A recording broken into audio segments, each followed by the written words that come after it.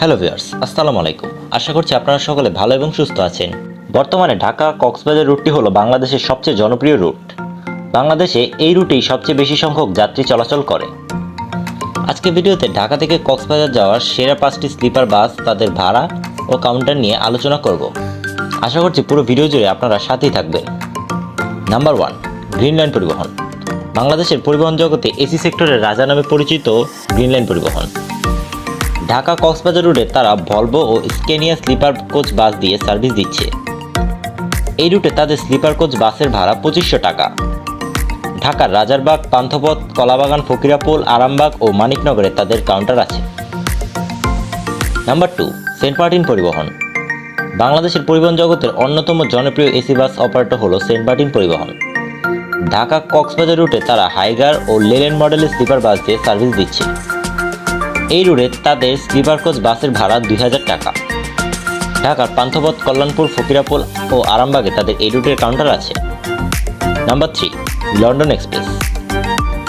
বাংলাদেশের রাস্তায় অল্প কিছুদিনের মধ্যেই যাত্রীদের মন জয় করে নেওয়া এক অপারেটর হলো লন্ডন এক্সপ্রেস। ঢাকা থেকে কক্সবাজার তারা স্লিপার বাস দিয়ে সুনামের সাথে সার্ভিস দিচ্ছে। এই রুটে তাদের স্লিপার বাসের ভাড়া 2000 টাকা। ঢাকার কল্যাণপুর, পান্থপথ, কলাবাগান, আরামবাগ, ফকিরাপুলে তাদের কাউন্টার আছে।